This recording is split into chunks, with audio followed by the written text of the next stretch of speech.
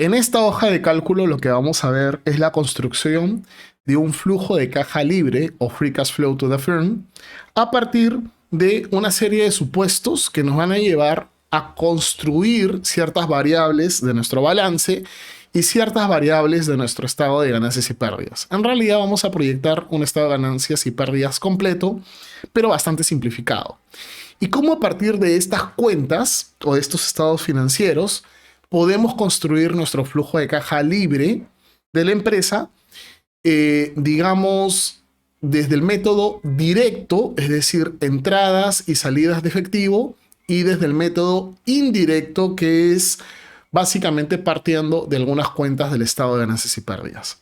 Entonces, lo primero que tengo que comentar sobre esta hoja es que trata, en cierta medida, también de reflejar digamos, ciertos pasos, ciertas recomendaciones al momento de construir algunas, digamos, proyecciones financieras. En este caso, proyecciones financieras bastante simplificadas. Pero creo que la hoja puede ayudar bastante a generar un poco de estructura, porque como podemos ver, tenemos una primera sección donde tenemos una serie de supuestos que también tiene algunas proyecciones a partir de estos supuestos. Y luego tenemos a partir de la fila 55, lo que tenemos son las proyecciones de los estados financieros y las proyecciones de los diferentes formatos de flujo de caja libre de la empresa o free cash flow to the firm. ¿Cuál es la idea? La idea es que ninguna de las celdas que se encuentren de aquí en abajo, a partir de la 55 hacia abajo, sean celdas que tengan supuestos, es decir, todas estas celdas son celdas formuladas. ¿Dónde tienen su origen? Su origen se encuentra en las variables que están en la sección de supuestos. Ahora, ¿qué es lo que he hecho? He puesto también en color verde, como pueden ver, los inputs. ¿Eso qué significa? Que únicamente las celdas con este color verde son las celdas que tienen datos puestos desde un punto de vista fijo, o sea, números específicos. El resto de las celdas son celdas igual de formuladas, como podemos ver. Parten de celdas anteriores, ¿no? O sea, son cálculos, ya sean intermedios o cálculos finales. Bueno, ¿qué es lo que hemos hecho? Hemos tomado 3 periodos y hemos indicado que tenemos un periodo 0, donde obviamente no ocurre nada. Y luego tenemos 3 periodos más. En este caso estamos asumiendo que son meses. Entonces vamos a empezar con la parte de los ingresos y las salidas. Lo primero es que tenemos las variables que explican los ingresos. Unidades vendidas, precio de venta por unidad y luego el crecimiento de qué? De estas unidades vendidas. Como bien podemos ver, acá estamos asumiendo que los precios se mantienen constantes, mientras que las unidades vendidas, los volúmenes, sí están creciendo a estas tasas indicadas. ¿Qué más tenemos? Tenemos también, en este caso, podemos, digamos, hacer un supuesto ligero de que esta se trata de una empresa comercializadora, por decir cualquier cosa. Y en este caso, para poder vender 40 unidades, la compañía ha comprado 40 unidades. Esto vendría a ser el inventario. ¿A qué precio? A un costo de ventas de $5, que igual se mantiene constante a lo largo de los 3 periodos que estamos considerando en este ejemplo. Y aquí sí hemos hecho un cálculo intermedio que vendrían a ser la valorización de las compras. Es simplemente un P por Q. Y luego lo que tenemos son supuestos de gastos indirectos, SG&A, como porcentaje de ventas, en este caso 20%, y luego gastos financieros, que en este caso son 0%. La consecuencia de esto, o mejor dicho, esto se explica porque no tenemos deuda financiera. Entonces, al no tener deuda financiera, no existe ningún gasto financiero que se tiene que realizar. Luego tenemos el supuesto de la depreciación y amortización. En este caso es un supuesto súper simple, 12% por cada periodo. Tasa impositiva de 29.5. Y luego viene esta parte que es bien interesante, que tiene que ver con el manejo de relaciones comerciales. Lo primero es, digamos, el manejo de los clientes. Lo que nos indica este porcentaje, 40%, es que del 100% de las ventas, el 40% se está vendiendo al crédito. Esto significa que de la venta de los ingresos, el 40% está pasando a ser una cuenta por cobrar. Esto va a alimentar mi balance. En este caso no hemos hecho una proyección del balance, pero sí hemos hecho una proyección de las cuentas de balance como cuentas por cobrar, inventarios y cuentas por pagar. Estas cuentas son las que componen el capital de trabajo operativo neto. Exactamente hemos hecho lo mismo con proveedores. Estamos diciendo que el 35% de las compras se han comprado al crédito. Entonces, lo que dijimos es que si el 40% se ha convertido en una cuenta por cobrar, que ha pasado al activo corriente, en este caso el 35% de las compras está pasando a una cuenta por pagar. Es decir, se está yendo al pasivo. En este caso, pasivo operativo de corto plazo. Ahora, ¿cómo esto afecta al flujo? En este caso estamos haciendo un supuesto de que tenemos 30 días de cobro y de pago. ¿Esto qué significa? Significa que las cuentas por cobrar y por pagar que se generaron en el mes 1 terminan cobrándose y pagándose en el mes 2 y así sucesivamente. Esto se encuentra en línea con la política de cobros y la política de pagos de la compañía. Bueno, con esta información lo que podemos hacer es construir estas cuentas de balance, que en este caso son inventarios, ¿no? Y luego el Net Operating Working Capital o capital de trabajo operativo neto. Entonces lo primero es, ¿cuál es el inventario inicial? El inventario inicial es 0. ¿Cuánto hemos comprado? Esto lo tenemos de los números de la parte superior. Ahí tenemos las compras. Luego tenemos el costo de ventas. ¿Y cómo sacamos el costo de ventas? Es básicamente las unidades vendidas multiplicadas por el precio de compra por cada unidad. En este caso tenemos un costo de ventas de 200. ¿Eso qué significa? Que en términos de dólares tenemos un inventario final de 25 dólares. Esto vendría a ser equivalente a decir, ok, ¿cuánto nos quedó de inventario final? 5, que es el número que vemos aquí. Lo multiplicamos por el precio de compra y con eso tenemos los 25 que se encuentran en esta celda. Entonces lo que tenemos acá es el inventario en dólares y luego lo tenemos en unidades. Igual, como podemos ver, aquí están las compras, inventario inicial 0, compras 45. Esto es lo que efectivamente se vendió y esto es lo que nos quedó de inventario. Porque como compramos 45 y hemos vendido 40, el remanente son 5 unidades. Ahora, esto nos ayuda también a poder, digamos, cuantificar en dólares estas variaciones, estos movimientos en las cuentas por cobrar, inventarios y cuentas por pagar, que vienen a constituir lo que llamamos el capital de trabajo operativo neto. Entonces, ¿qué es lo que hemos hecho acá? Simplemente hemos dicho, ok, primero, cuentas por cobrar, he multiplicado unidades vendidas por el precio. Esto vendría a ser, ¿qué cosa? Vendría a ser las ventas totales. Y he dicho, perfecto, a las ventas totales las voy a multiplicar por el 40% y con eso voy a quedarme con las cuentas por cobrar, digamos que van al balance, en este caso 160. ¿Qué pasó con el inventario? Simplemente es la valorización que estamos considerando, que hemos calculado en la parte superior, y luego las cuentas por pagar, lo mismo. He tomado, en este caso, las compras y he dicho, ok, el 35% se está comprando al crédito y eso pasa a constituir lo que viene a ser mis cuentas por pagar. Al final, ¿cómo calculo mi capital de trabajo operativo neto? Simplemente sumando cuentas por cobrar más inventarios y restándole las cuentas por pagar.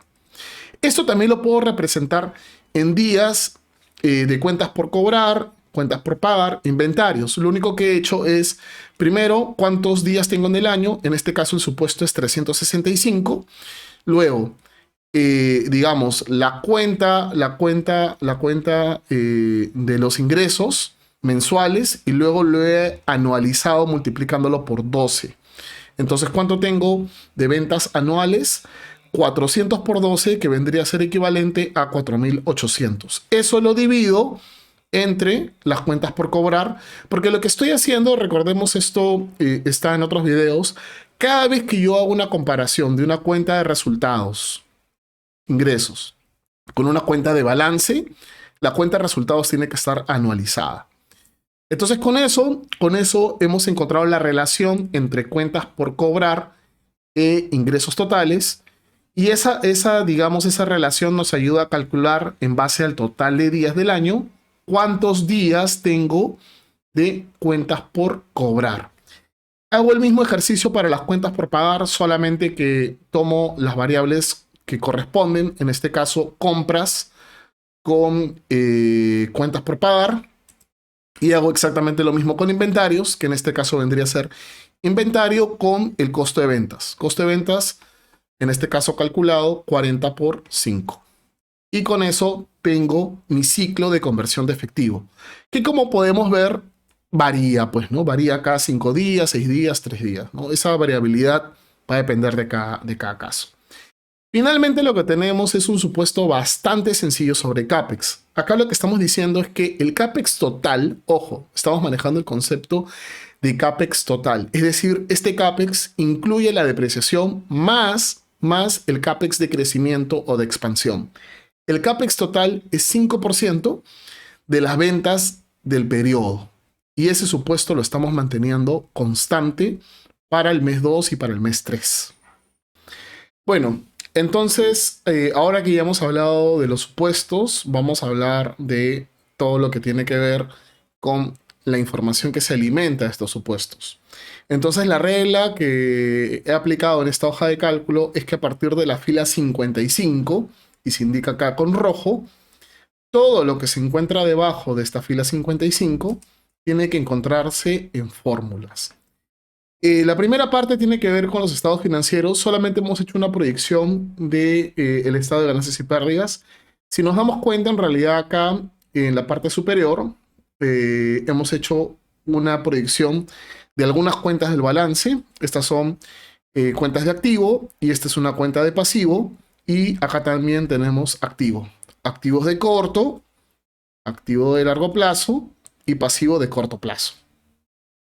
Pero no hemos utilizado esta información para construir el balance, simplemente para simplificar el ejercicio y poder mostrar cómo llegamos desde el método directo y del método indirecto al mismo flujo de caja libre de la empresa. Entonces, bastante sencillo, estado de ganancias y pérdidas o P&L, las ventas, que ya hemos visto cómo se calculan, P por Q, las celdas que están acá arriba, unidades vendidas por precio por unidad de venta, costo de ventas exactamente igual, ¿no? Solamente que en vez de tomar el precio de venta, hemos tomado el precio de compra. Pero acá lo que podemos darnos cuenta es que el volumen de venta es lo que amarra a los ingresos como al costo de ventas. Obviamente, en una situación un poco más sofisticada, más completa, podemos encontrar una serie de componentes en el costo de ventas que no tienen naturaleza variable, como el ejercicio que estamos viendo en este momento. Pero, digamos, para fines prácticos, el costo de venta se mueve junto con la venta de la compañía. ¿Qué tenemos luego? Tenemos la utilidad bruta. Digamos, esto es lo que llamamos el margen de contribución. Básicamente, si es que la venta logra cubrir los costos directos de la actividad del negocio. Luego se calculan los gastos indirectos y aquí es donde hemos colocado la depreciación y amortización. ¿Por qué? Porque estamos haciendo el supuesto de que como esta es una empresa comercializadora, para simplificar nuevamente, básicamente la depreciación y amortización está asociado a gastos indirectos, es decir, a ningún tipo de maquinaria productiva que implique que esa depreciación sea asignada, asociada a un costo de ventas.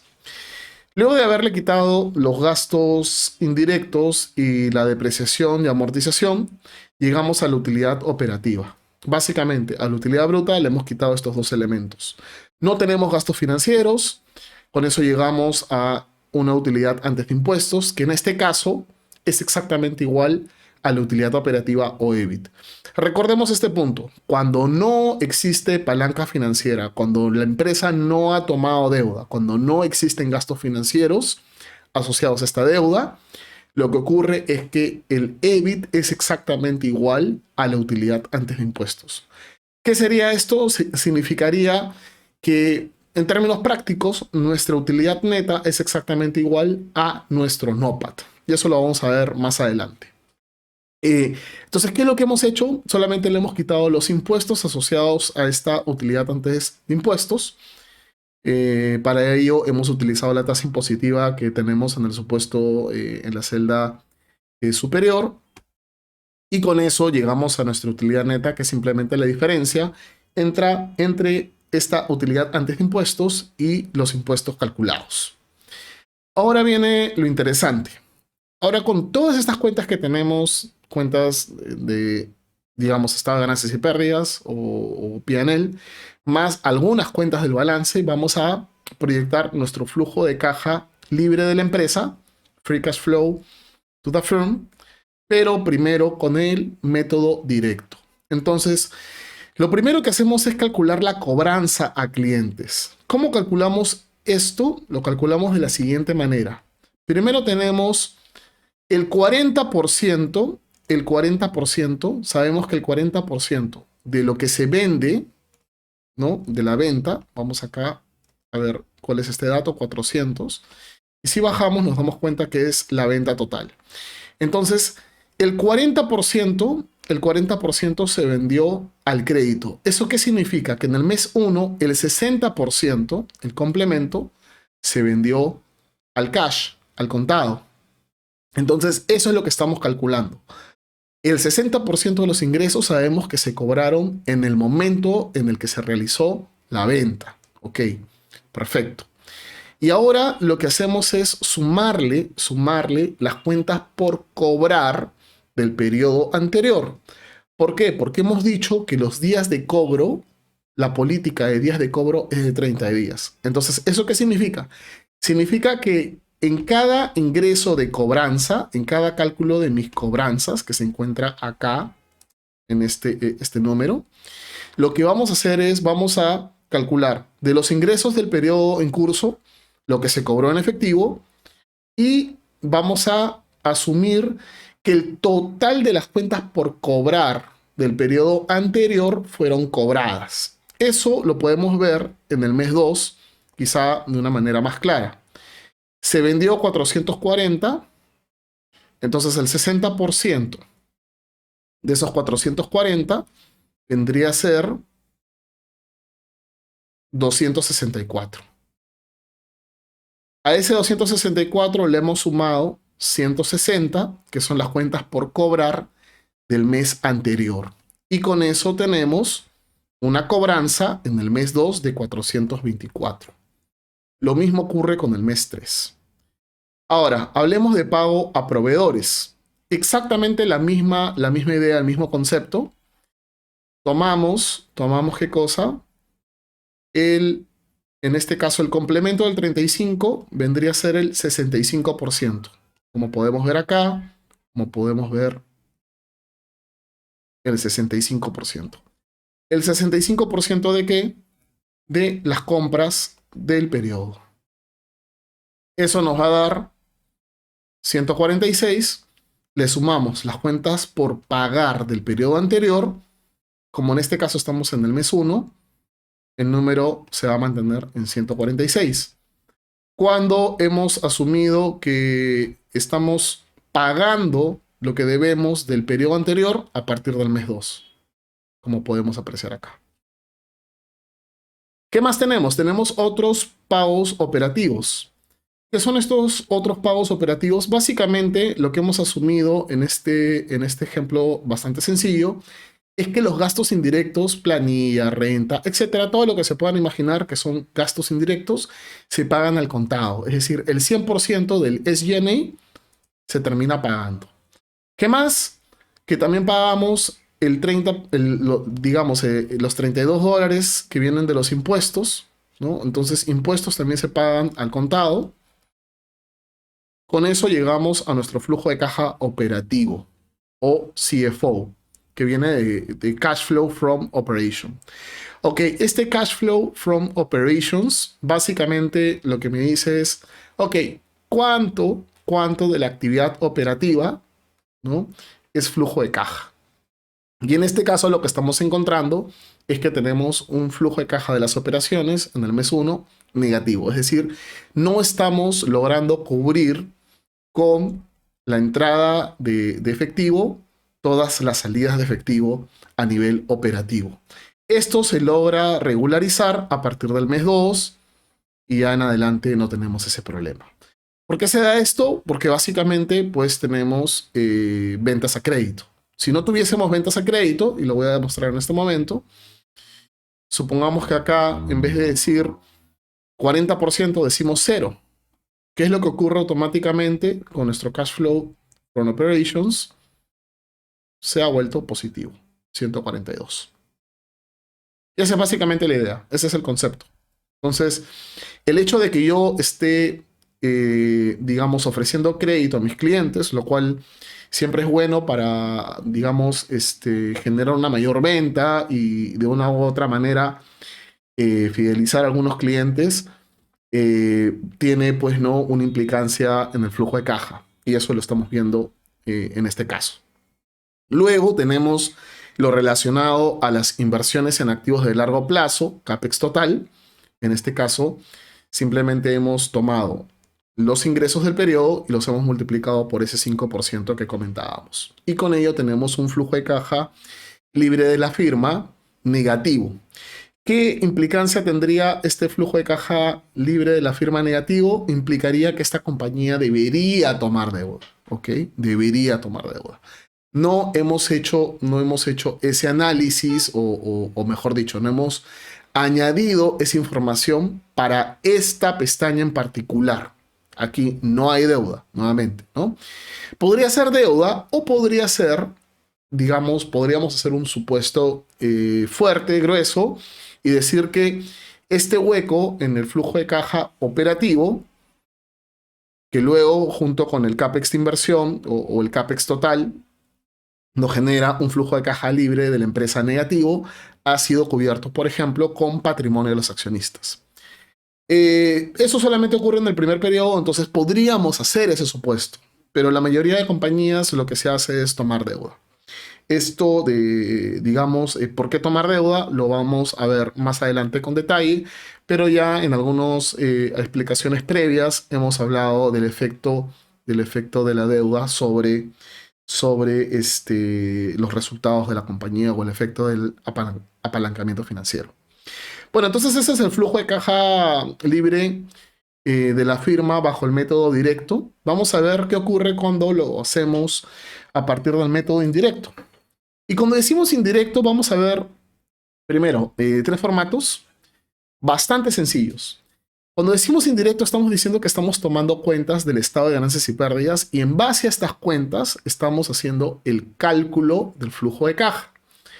Entonces, miren, vamos a tomar las ventas que se jalan del estado financiero, costo de ventas, depreciación, gastos indirectos o SG&A, y con esto llegamos a nuestro EBIT. Como podemos ver, estamos llegando al mismo número en todos los años. ¿Ok?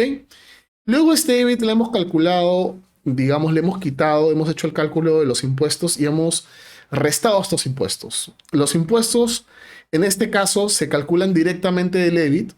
¿Qué hemos hecho? Hemos tomado el EBIT y lo hemos multiplicado por la tasa impositiva. Pero como en este caso no tenemos gastos financieros, resulta que los impuestos son exactamente los mismos. O sea, tenemos el mismo cálculo de impuestos que viene del estado de ganancias y pérdidas con los impuestos que se le quitan al EBIT. ¿Por qué? Porque en este caso el EBIT y la utilidad antes de impuestos son exactamente iguales. ¿Eso qué significa? Significa que nuestra utilidad neta, en este caso en particular, va a ser exactamente igual que nuestro NOPAT. Bueno, hasta acá hemos llegado al indicador que ya conocemos, el NOPAT. ¿Qué es lo que hacemos después? Lo que hacemos después es básicamente corregir corregir los elementos del estado de ganancias y pérdidas que se conocen como elementos non-cash. ¿Qué significa esto? Significa elementos que se han sumado o quitado a los resultados, pero que no implican salidas reales de efectivo. Esto ocurre con la depreciación y amortización. ¿Por qué sucede esto? O sea, ¿por qué tenemos este resultado de la depreciación y amortización y se lo tenemos que regresar? Porque como ya hemos explicado anteriormente, la salida real de efectivo se dio en el momento cuando se compraron los activos fijos. Estos activos fijos luego, desde un punto de vista contable, han venido, digamos, se han venido reconociendo su costo en la medida que se han generado operaciones. Esto es a través de una depreciación que usualmente es en línea recta. Por eso es que en este caso tenemos una depreciación de 12 cada mes. Esa depreciación, que es un reconocimiento de costo, no implica una salida real de efectivo. Por eso es que lo regresamos en esta línea. Al regresarlo, luego lo que hacemos es calcular la variación del capital de trabajo operativo neto. Y esto lo calculo a partir de las cuentas, que ya habíamos proyectado en la parte superior de los supuestos. Miren lo interesante, miren lo interesante.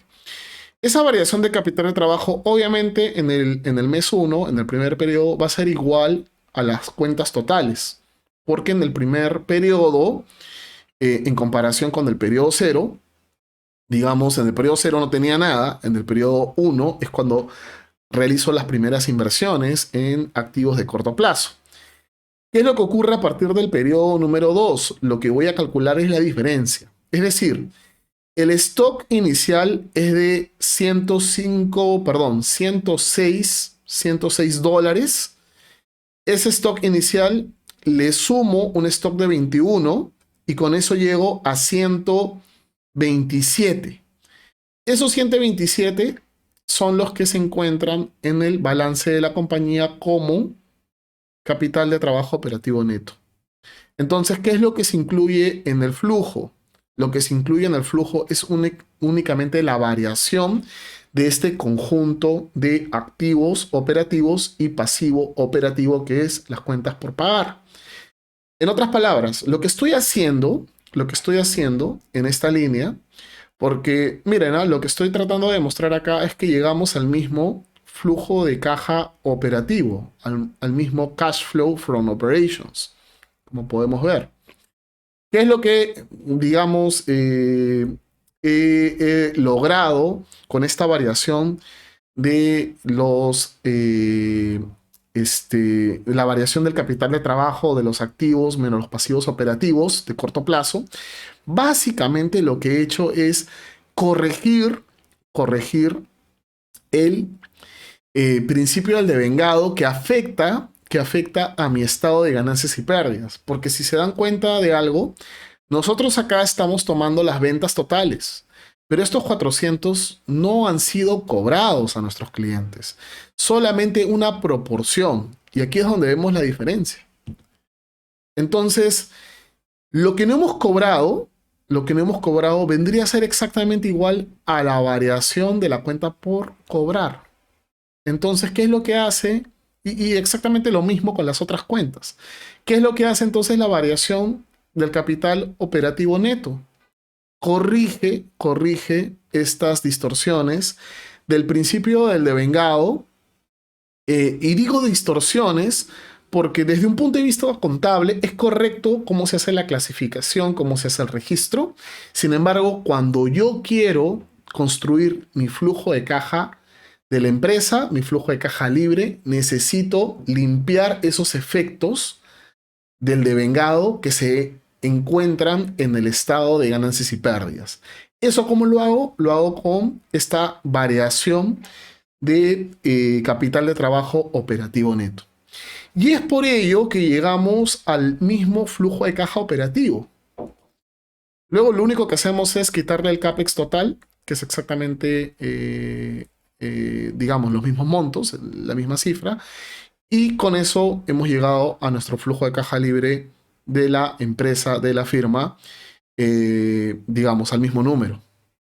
Si nosotros vemos los otros dos formatos, básicamente la diferencia entre el formato 1 y el formato 2 es que en el formato 2 he obviado el flujo de caja operativo. ¿Por qué lo he obviado? Porque ahora simplemente del NOPAT me estoy yendo al flujo de caja libre de la empresa. ¿Eso qué significa? Significa que del NOPAT yo, al tomar estas tres cuentas, y esto también lo hemos visto anteriormente, lo que estoy diciendo es que al NOPAT simplemente le estoy quitando la reinversión. Esto es la reinversión. Recordemos que el CAPEX total le tomo la depreciación al CAPEX total y con esto lo que yo tendría, perdón, ahora sí, con esto, ¿qué es lo que yo tendría? Lo que yo tendría sería el CAPEX neto o el CAPEX de crecimiento. Acá lo que estamos mostrando es que la depreciación es de 12 en todos los periodos, pero el CAPEX total excede esos $12.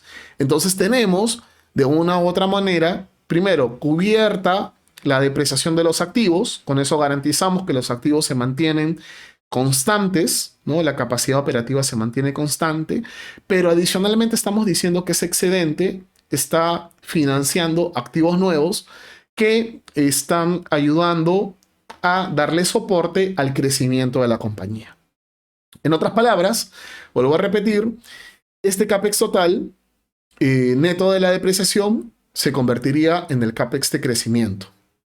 Por eso, si a ello le sumamos las salidas o los movimientos del capital de trabajo operativo neto, lo que tenemos en esas tres cuentas no es otra cosa más que la reinversión. Y con eso llegamos a nuestro flujo de caja libre de la firma.